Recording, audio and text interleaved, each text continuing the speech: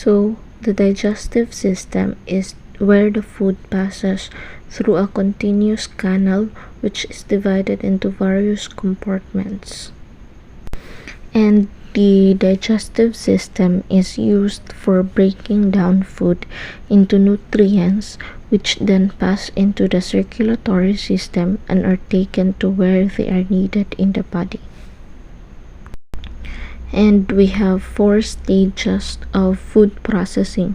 First is the ingestion, where the taking of food is happen. Then the digestion, which breaking down of food into nutrients. Then the absorption, where it is where the taking of nutrients by cells happens, and the digestion, which the removing of any leftover wastes. The first part of the digestive system is the buccal cavity, which we chew the food with the teeth and break down mechanical into small pieces, followed by the food pipe or the esophagus, which the swallowed food passes into the food pipe, and the food is pushed down by the movement of wall of the food pipe. And we have also, after the food pipe, is the stomach, which it receives food from the food pipe at one end and opens into small intestine at the other. Then followed by the small intestine, where it receives secretion from the liver and the pancreas, and it is also the largest gland of the body, that is liver, secretes mga bile juices, which helps in the digestion of fats. And then we have the large intestine, which it absorbs water and some salts from the undigested food material, and the remaining waste passes into the rectum and remain there as a semi-solid feces. Lastly, we have the anus, where the feces matter is removed through the anus from time to time.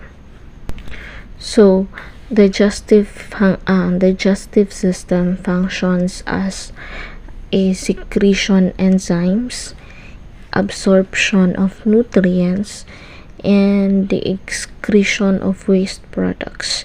It is where the ingestion of food happens, the secretion of fluids, the breaking down or the breakdown of food into small particles, and the ingestion of the food. So we are done with the parts and function of the digestive system. Now we'll move on to the common diseases found in the digestive system. First is we have the constipation, the diarrhea, the GERD, the peptic ulcer, the inflammatory digestive disorder, and food poisoning.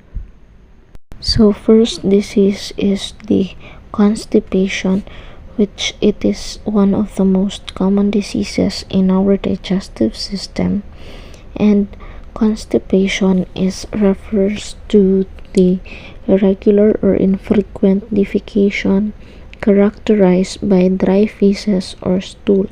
This is caused by the digestive waste moving through the columns so slowly that much water is removed from them, making the feces hard and dry. So in order to get rid of constipation, we need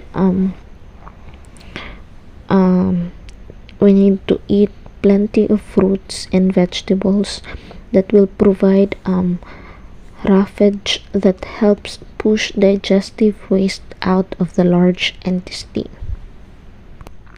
So, if constipation causes hard and dry stool, diarrhea causes watery fecal excretion, and diarrhea can lead to dehydration and general body weakening, especially among infants, children, and elderly people.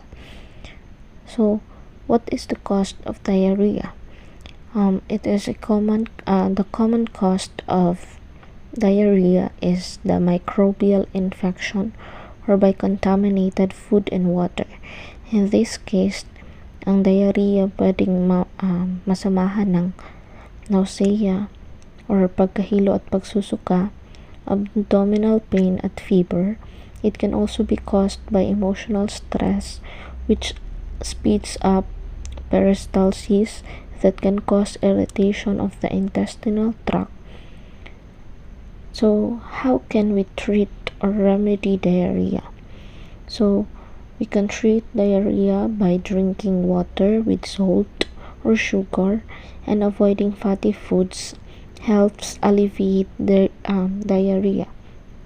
But the primary treatment is to replenish lost fluid by oral rehydration so that our cells won't be dehydrated. Next disease is what we call the GERD, meaning gastroesophageal reflux disease. It is characterized by a heartburn or chest pain, a burning sensation felt behind the breastbone, o tinatawag din itong acid reflux disease.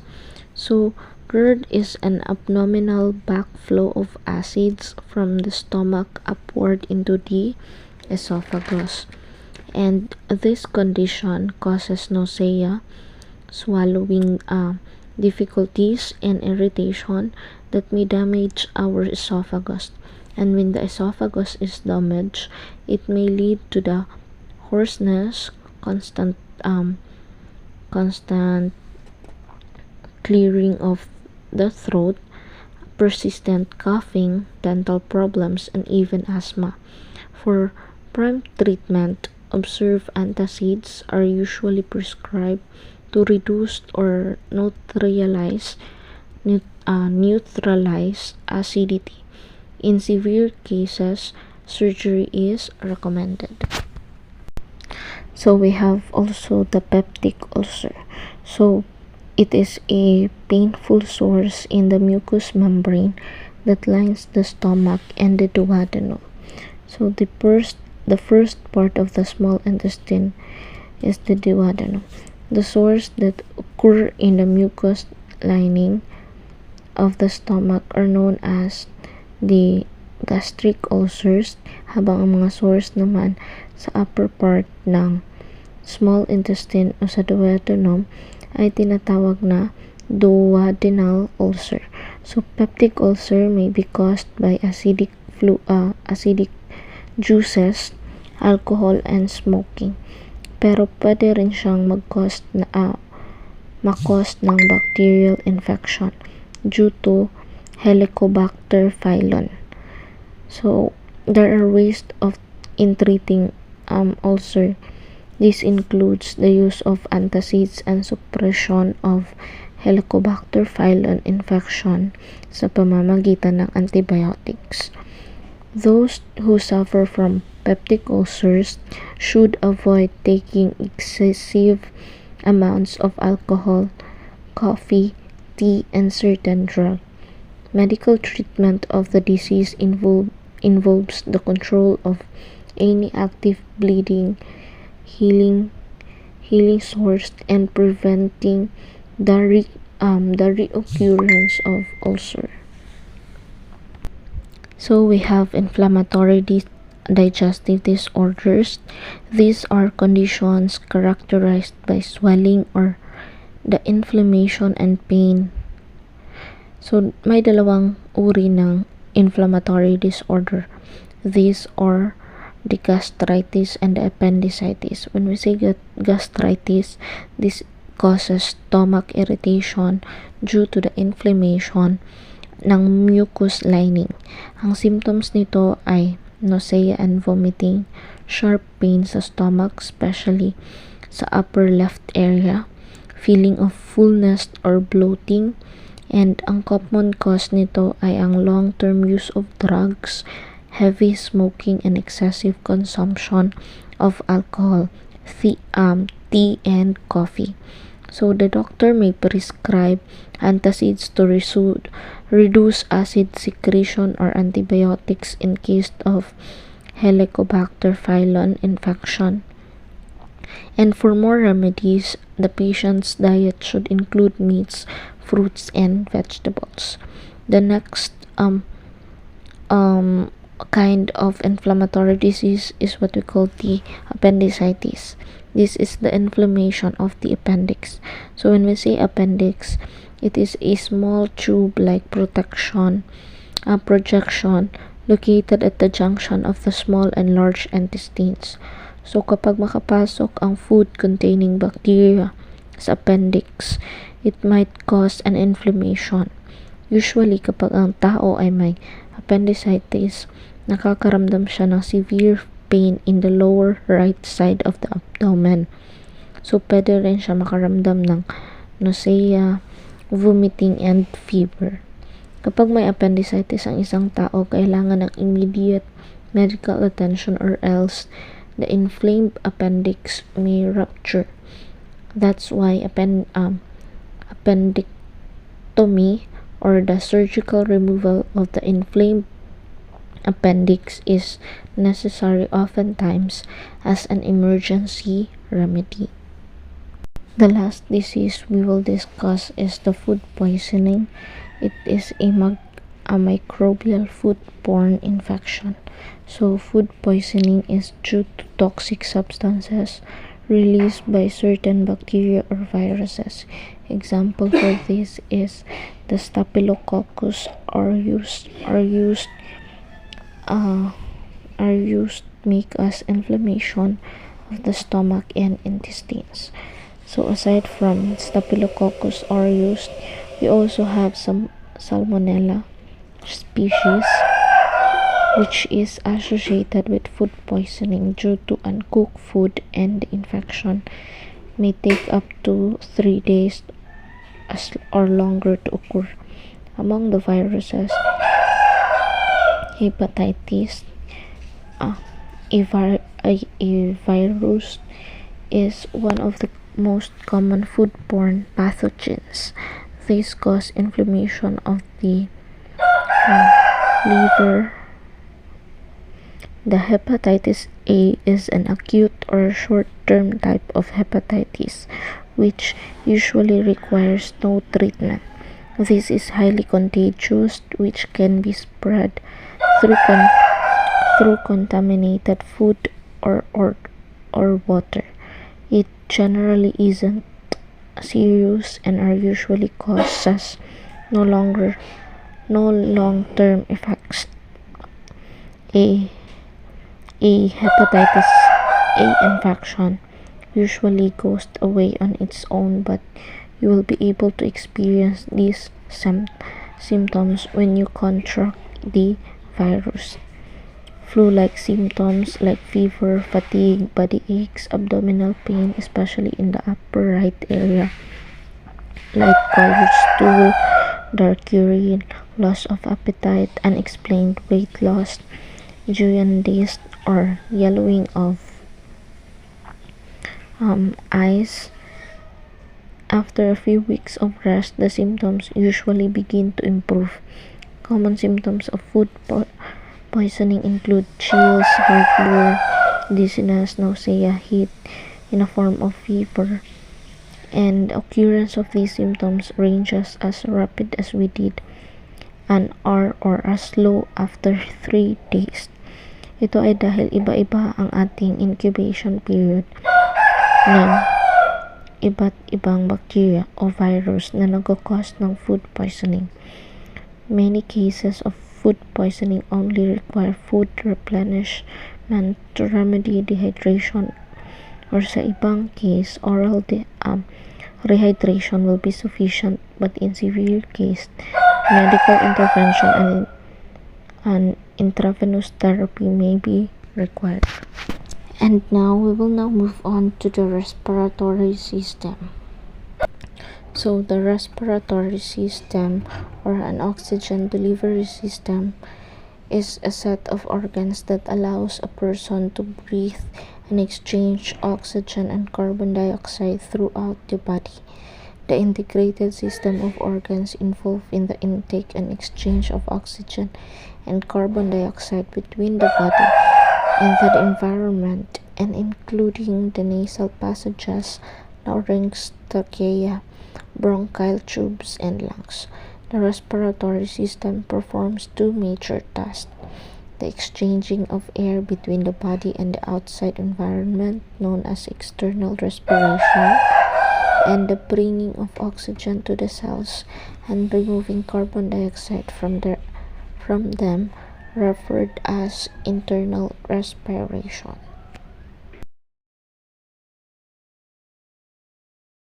And we have the functions of respiratory system. First, it supplies the body with oxygen and disposes of carbon dioxide. Second, it filters inspired air. 3. It produces sound. 4. It contains receptors for smell. 5. Rids the body of some excess water and heat. 6 is it helps regulate blood pressure. So breathing is a pulmonary ventilation. It consists of two cyclic phases. The inhalation, also called inspiration, it draws gases into the lungs. And second is the exhalation, also called as expiration, where forces gases out of the lungs, as what it is shown in the picture. The external respiration is the air from the outside environment enters the nose or mouth during inspiration or inhalation. It is composed of the nose and nasal cavity, paranasal sinuses, pharynx or the throat, and the larynx. So all parts of the conducting portion of the respiratory system functions, such as nasal cavity, throat, nostrils, and the mouth. Nose, or also called external narses, divided into two halves by the nasal septum, which contains the paranasal sinuses, where air is warm, and contains cilia, which is responsible for filtering out foreign bodies. So these are the structure of the nose and the nasal cavities. It has frontal sinus, middle nasal concha, inferior nasal concha, external nares, nasal concha, sphenoid sinus, internal nares, and nasopharynx. The internal nares are the opening to exterior, and the external nares is the opening to pharynx. The nasal conchae, it is the folds in the mucous membrane that increase air turbulence and ensures that most air contacts the mucous membranes. So it provides an airway for respiration, moistens and warms entering air, filters and cleans inspired air, and resonating chamber for speech. It detects odors in the air stream. So these are the functions of our nose and its parts. It is the common space used by both the respiratory and the digestive systems. It is commonly called the throat. It originates posterior to the nasal and oral cavities and extends inferiorly near the level of the bifurcation of the larynx and esophagus.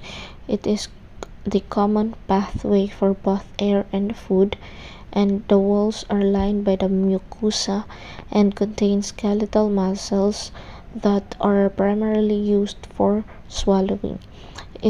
Pharynx also is a flexible lateral walls that are distensible in order to force swallowed food into the esophagus.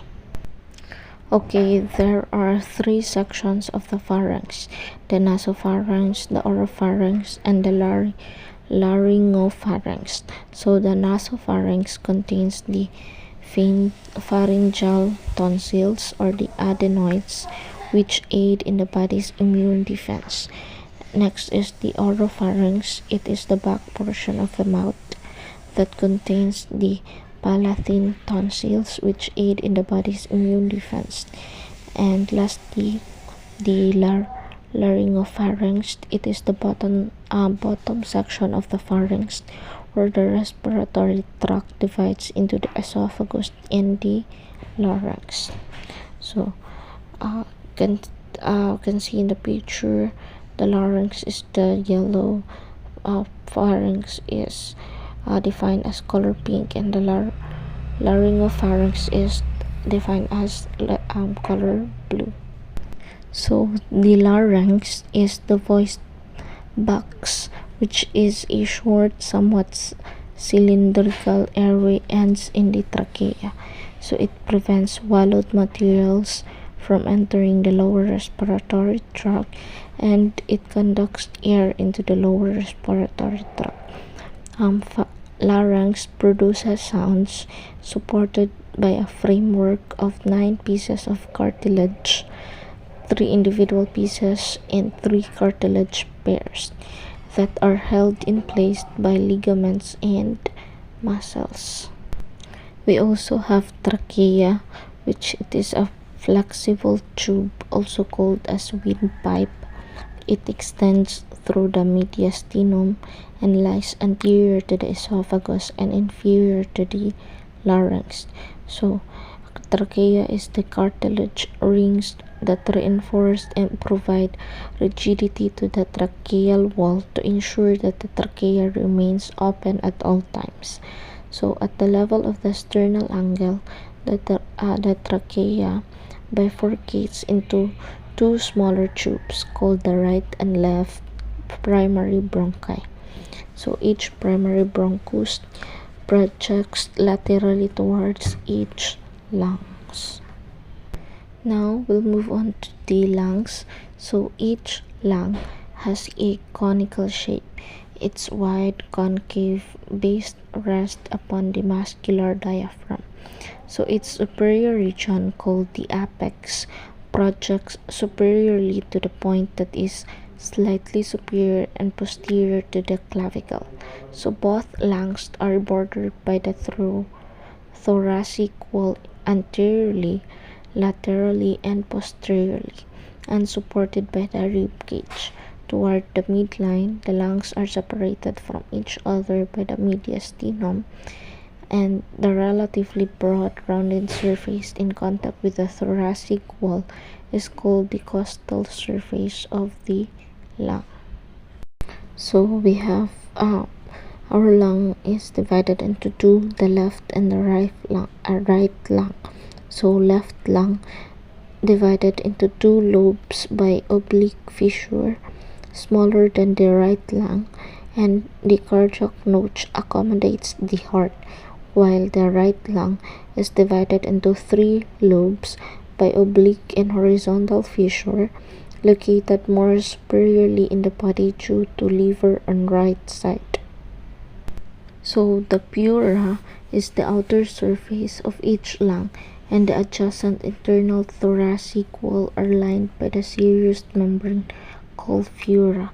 The outer surface of each lung is tightly covered by the visceral pleura, while the internal thoracic wall, the lateral surface of the mediastinum, and the superior surface of the diaphragm are lined by the parietal pleura. The parietal and the visceral pleural layers are continuous at the hilus of each lung. The pleural cavities is the potential space between the serous membrane layers is the pleural cavity. The pleural membranes produce a thin serous pleural fluid that circulates in the pleural cavity and acts as a lubricant, ensuring minimal friction during breathing. The pleural effusion is the pleuritis with too much fluid.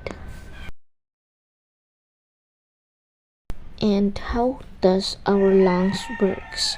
So air enters your lungs through a system of pipes called the bronchi, and the alveoli are where the important work of gas exchange takes place between the air and your blood. Covering each alveolus is a whole network of little blood vessels called capillaries. So it is important that the air in the alveoli and the blood in the capillaries are very close together so that the oxygen and the carbon dioxide can move or diffuse between them. When you breathe in, air comes down the trachea and through the bronchi into the alveoli. This fresh air has lots of oxygen in it, and some of this oxygen will travel across the walls of the alveoli into your bloodstream. Traveling in the opposite direction is the carbon dioxide, which crosses from the blood in the capillaries into the air in the alveoli and is then breathed out.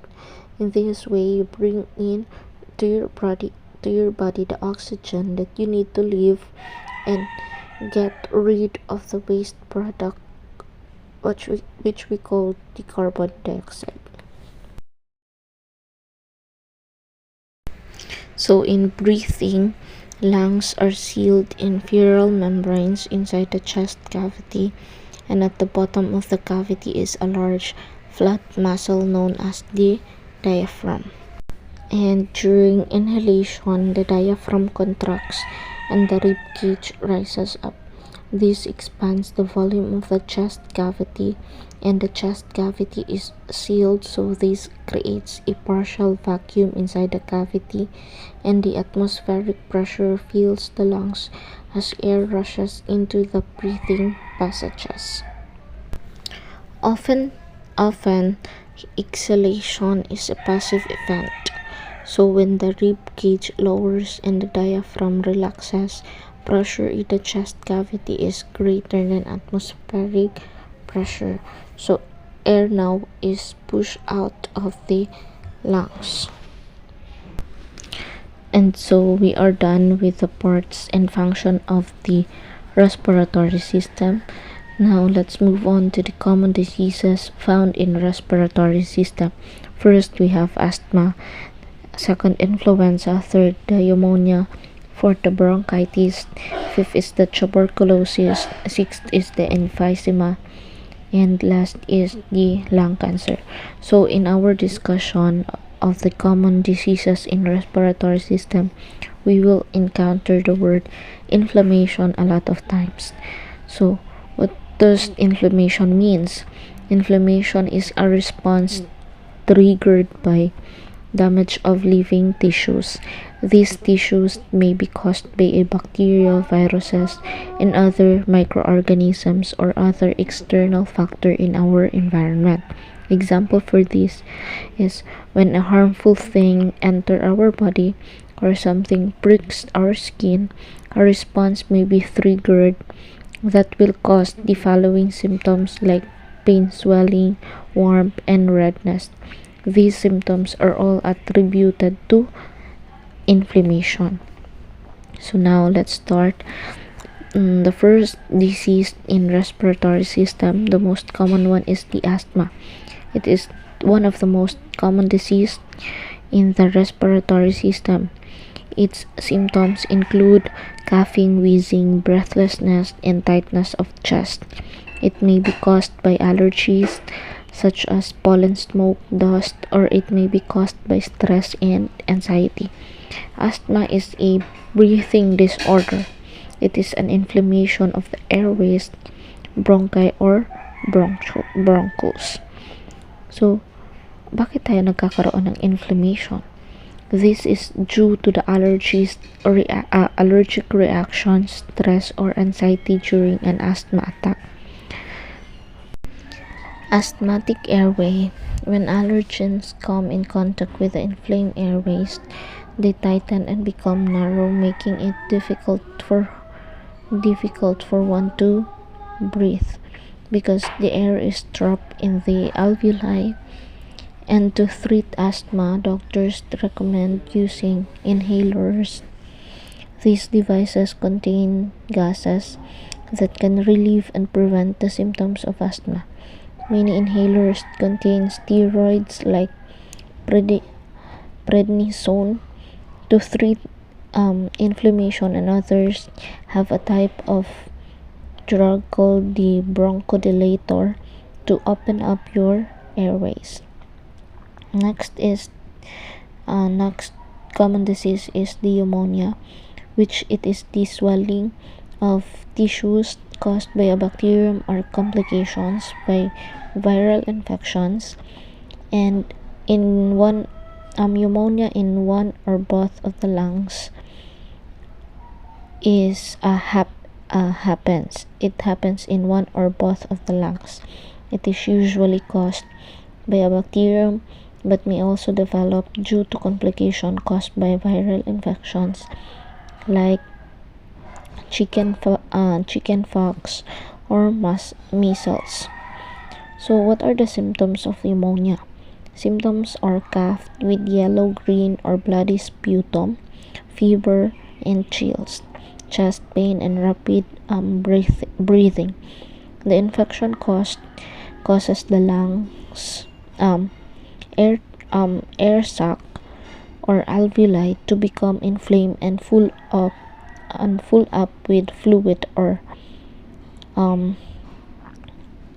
or can make it hard for the oxygen to breathe in or to get into the bloodstream. Next is the influenza, which it is the highly contagious, more severe than a common cold. So an influenza, also known as flu, is highly contagious. Its symptoms are more severe than a common cold because it can lead to serious complications, which especially dangerous to infants, older adult, and people with chronic diseases. So what are the symptoms of influenza? The symptoms are fever, body aches, chills, headaches, muscle pain, fatigue, and runny nose. So if you are not sure if you have influenza or common cold, it is best to get yourself tested in the hospital. Then we have the bronchitis, an inflammation of the lining of the bronchi. So bronchi are the main passageway into our lungs, and the signs of bronchitis are coughs, production of clear white, yellowish, or green sputum, fatigue, and fever. Then we have the tuberculosis caused by a bacterium known as the Mycobacterium tuberculosis. It is a serious infectious disease which can spread from person to person through cough or sneezes. Tuberculosis is a serious infectious disease that can spread through coughs and sneezes now, and some symptoms are coughing of blood, fatigue, fever, weight loss, and loss of appetite. So if tuberculosis is not treated properly, nakamamatay ang tuberculosis. Then we have the emphysema. It is a disease that occurs when the alveoli in our lungs are destroyed, and it turns the alveoli into large irregular pockets with holes in the inner walls. So emphysema damage the alveoli. So ano ang nangyayari pag maiba ang structure ng alveoli? So if maiba ang structure, it reduces the surface area of the lungs, making us having a short of breath. Hence, the main symptoms of emphysema is shortness of breath. Usually, the cause is exposure to irritants like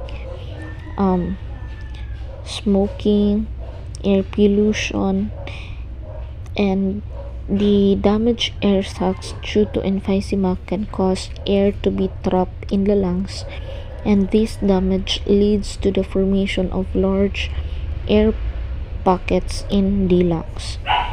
Last disease is the lung cancer.